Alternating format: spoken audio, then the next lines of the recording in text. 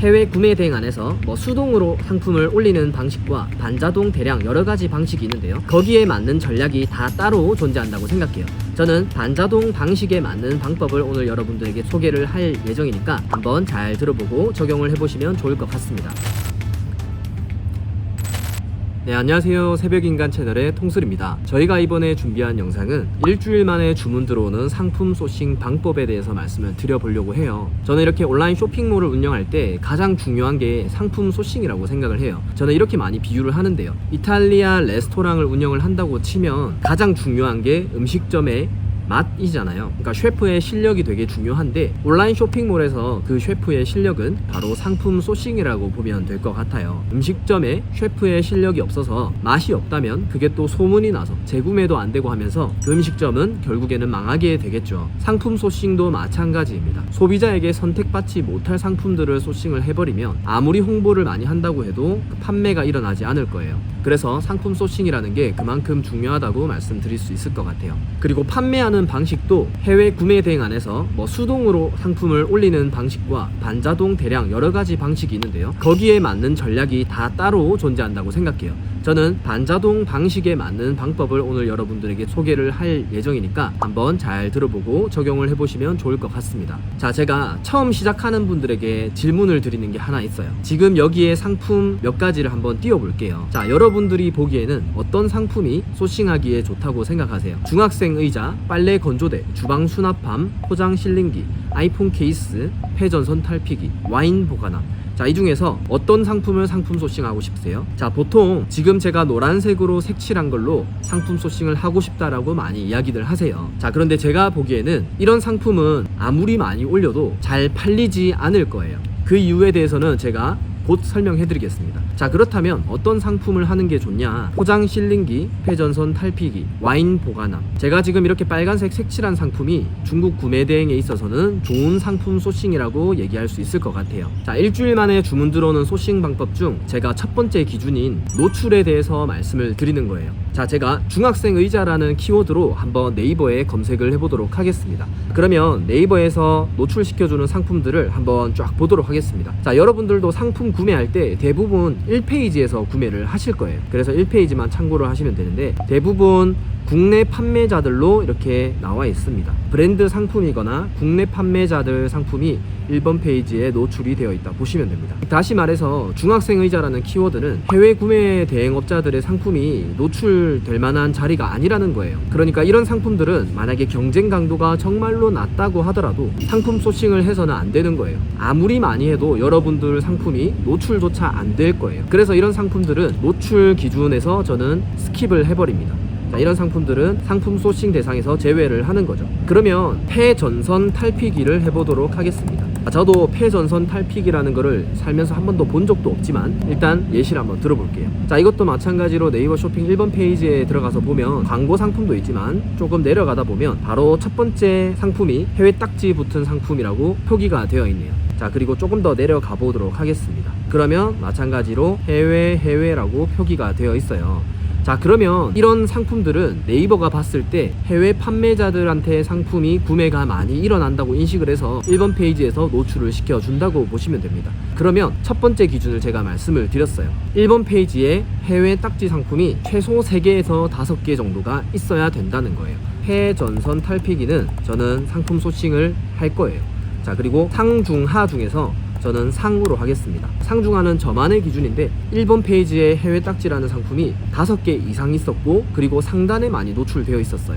자, 그러면 상이라고 하도록 하겠습니다. 그리고 보니까 시장 가격 자체가 10만원에서 20만원 정도 형성이 되어 있는 것 같아요. 그러면 저는 한 20만원 정도로 일단 기재를 해놓고 이 상품을 찾으러 가보겠습니다. 이 상품을 실제로 소싱할 때 여러분들이 파파고라는 사이트를 이용해서 폐전선 탈피기라고 검색을 해보도록 하겠습니다. 이게 중국어로 표기가 되어 있는데요. 자, 그럼 타오바오에 들어가셔서 여기에 검색하는 란에 복사 붙여넣기해서 이 상품을 조회를 해봅니다. 자, 그러면 폐전선 탈피기가 많이 나오는 걸 여러분들이 확인하실 수 있어요. 제가 아까 샘플링 했던 상품들이 이렇게 생긴 거였죠. 200명이나 구매했고 대중적으로도 좀 많이 구매되는 상품인 것 같아요. 자, 그러면 이 상품을 클릭을 해서 원가가 얼마인지를 볼게요. 자, 여기 보시면 39,800원, 비싼 거는 9만원짜리도 있네요. 자, 이런 상품들을 봤을 때 일단은 약 4만원 정도에 우리가 들고 올 수 있다는 거예요. 4만원짜리를 들고 오고, 제가 볼 때 이런 거는 배송비 한 25,000원 정도도 안 할 것 같아요. 한 23,000원 정도 배송비를 하면 약 63,000원에 우리가 원가를 들고 오실 수 있습니다. 자, 그러면 판매가를 설정해 줘야 되잖아요. 20만원짜리 상품도 있었지만 그보다 한 10만원짜리 상품도 있었어요. 그러면 우리는 한 9만원에 판매를 한다고 했을 때 이 상품은 27,000원이라는 우리가 마진을 얻을 수 있다는 거예요. 물론 중간에 마켓 수수료가 들어갈 거예요. 자, 그거는 마켓 수수료 한 15% 정도로 가정을 했습니다. 자, 그러면 이런 상품들은 상품 소싱을 해야죠. 이 링크를 복사를 해서 여기에 붙여 넣는 거예요. 다시 말해서 노출 기준도 오케이 되고 가격 기준도 오케이가 되면 여러분들은 상품 소싱을 하시면 된다는 겁니다. 폐전선 탈피기도 이 한 가지뿐만 아니라 여러 가지 있으니까 여러분들이 두세 가지 아니면 5가지 상품을 들고 오셔도 좋습니다. 자, 그러면 폐전선 탈피기가 아니고 다른 것들은 또 어떻게 찾느냐, 그것도 한번 말씀을 드릴게요. 보시면 이런 상품들을 파는 판매자 거를 들어갈 수가 있어요. 여기 보시면 내 마음은 나라, 뭐 이런 상품을 들어가 보도록 할게요. 여기 보시면 여러 가지 상품을 판매를 하는데요. 자, 여기서도 하나를 선택을 해 보도록 하겠습니다. 벽돌 절단기라는 게 있네요. 한국에서도 판매가 어떻게 되는지 볼게요. 벽돌 절단기라고 검색을 해보도록 하겠습니다. 여기도 마찬가지로 해외 딱지인 상품이 1번 페이지에 많이 보이네요. 자, 그럼 바로 통과입니다. 자, 이런 상품들은 주로 얼마에 팔리는지를 보도록 할게요. 저는 한 10만원에서 13만원, 비싼 거는 20만원짜리도 있는데 한 13만원 정도로 하도록 하겠습니다. 그러면 아까 제가 봤던 이 판매자는 20만원짜리 전기톱 같은 거 같아요. 아까 전기톱 같은 거는 보통 얼마에 팔고 있는지 한번 보도록 하겠습니다. 네, 벽돌 전기톱 같은 거 보면 그래도 한 10만원 후반대 정도는 팔리고 있는 것 같아요. 자, 18만원 정도인데, 자, 원가, 우리가 들고 올 수 있는 원가가 여기 보시면 이 사람이 21만원에 팔아요. 이 상품 말고도 많이 있어요. 한문으로 된 걸 다시 붙여넣기 해주시면 벽돌 절단하는 이런 전기톱이나 이런 장비들을 여러 개 보실 수가 있습니다. 자, 이게 조금 더 저렴한 것도 있고 하네요. 자, 이런 상품은 770위안이면 약 한 15만원 정도 합니다.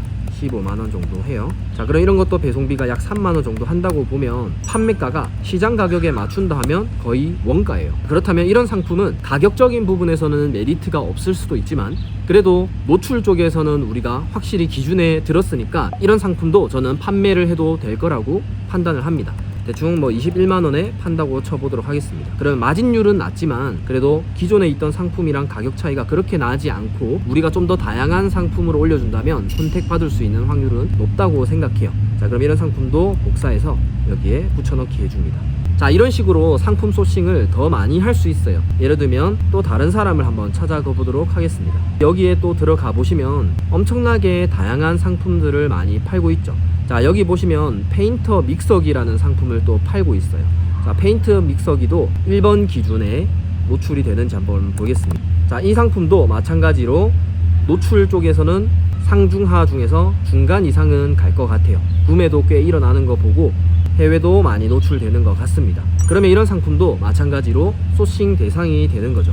이런 식으로 상품 소싱을 하시면 그래도 중국 구매 대행업자분들이 할 수 있는 소싱 방법 중 그래도 꽤 괜찮은 방법이라고 저는 생각이 들어요. 이렇게 타오바오 판매자들 것들을 타고 들어가면서 제가 말씀드렸던 기준 1 노출 그리고 기준 2 가격 부분이 충족된다면 소싱하는 기준으로 하시면 될 것 같습니다. 구매 대행의 장점이 뭐냐면 이런 상품들을 마구마구 소싱을 한다고 해서 돈이 드는 게 아니라는 거예요. 만약에 이게 사입을 한다면 상품 하나하나 사입할 때마다 돈이 들겠지만 구매 대행은 그냥 사진만 있고 올리기만 하면 되기 때문에 정말 무작위로 상품 소싱을 할 수 있다는 장점이 있어요. 자, 그런데 그런 게 또 단점이 뭐냐면 이렇게 상품을 고르는 눈이 없다면 소싱을 마구잡이로 하다가 주문을 아예 못 받는 경우도 많다는 거죠. 그리고 여기서 또 중요한 포인트 한 가지는 제가 기준 1 노출에 대해서 한 번 더 말씀을 드리자면 이게 최신성이라는 지표가 있어요. 만약에 폐전선 탈피기라는 상품을 네이버 쇼핑에서 1번 페이지에 많이 있는데 우리가 새로 올린다면 기존에 올렸던 상품들보다 최신성이라는 지표가 더 높기 때문에 가격이 비싸더라도 우리가 노출이 더 잘 되는 것 때문에 상품이 팔릴 기회가 존재한다는 거죠. 그래서 제가 기준 2 가격은 그래도 좀 충족되지 못하더라도 상품 소싱을 한다라고 말씀을 드리고 싶어요. 자, 오늘 제가 준비한 내용은 여기까지입니다. 그리고 상품 소싱을 하셨다면 뭐 제목을 정하는 법 이런 것들에 대해서는 제가 다른 영상을 통해서 한번 말씀드리도록 하겠습니다. 자, 오늘도 좋은 하루 보내세요.